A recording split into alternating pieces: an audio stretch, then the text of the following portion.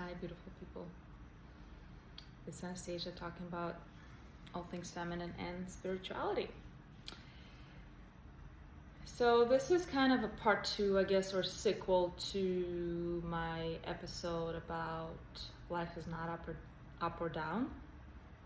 Life is actually one constant thing. And what I wanted to add to that video is that life is amazing, but only always. When it's not amazing,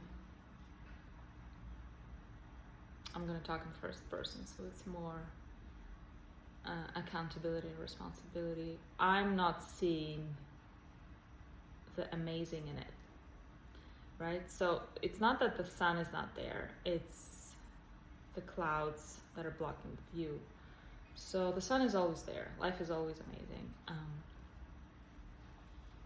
It's just sometimes I'm not able to see that, or I don't want to see that, or I choose not to see that. And asking myself, where's the juice in that? Where's the amazing part in that? Where can I find the amazing, right? The consciousness of the bee. Bee is always looking for nectar. And a fly is always looking for, So it's it's deciding which consciousness you want to adopt. Mindset, excuse me. Do you want to adopt a mindset of a bee or of a fly? I'm choosing every day. I'm choosing the consciousness of a bee who's always looking for nectar. What's the nectar in it? Because there's always nectar. And what happens sometimes is just I'm not able to see the nectar in it. But there's a lot of it. And once you allow yourself, once you start opening yourself up and asking the right questions, such as where's the nectar in this situation, right? It opens up in such a magnificent and beautiful way,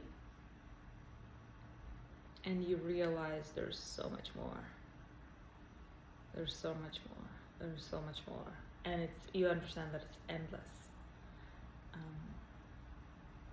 I'm recommending reading a story. You can just Google it. A story about the Chinese farmer. I think that's what it's called. I think it's a Buddhist story, if I'm not mistaken. Forgive me if it's not a Buddhist story, but I think it's a Buddhist story about a Chinese farmer. I almost don't want to tell it not to butcher it, but anyways, you can Google it, read it. It's very short. But it's basically Chinese farmer one day, was it his horse? His horse ran away, and the neighbor said, "Oh, it's a shame, what a shame, such a pity." And he said, "I don't know."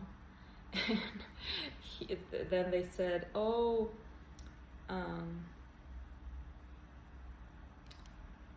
no," they said, it's such a sad event. And he's like, "I don't know if it's a sad event, then my horse ran away."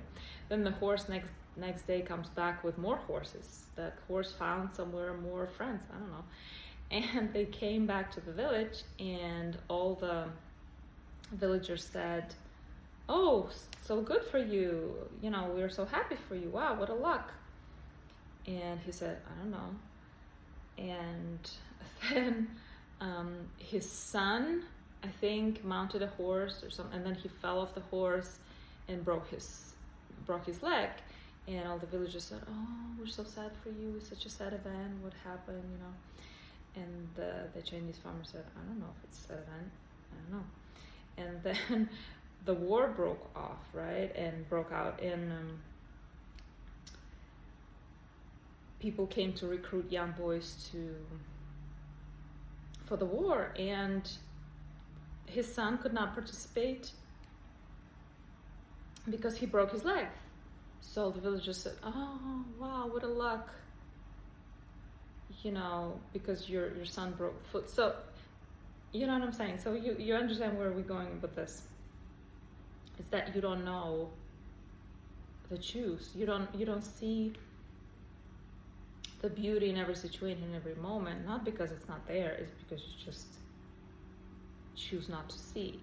But there's a lot in every situation, every moment. There's a lot. There's tons of juice, of wisdom, of joy,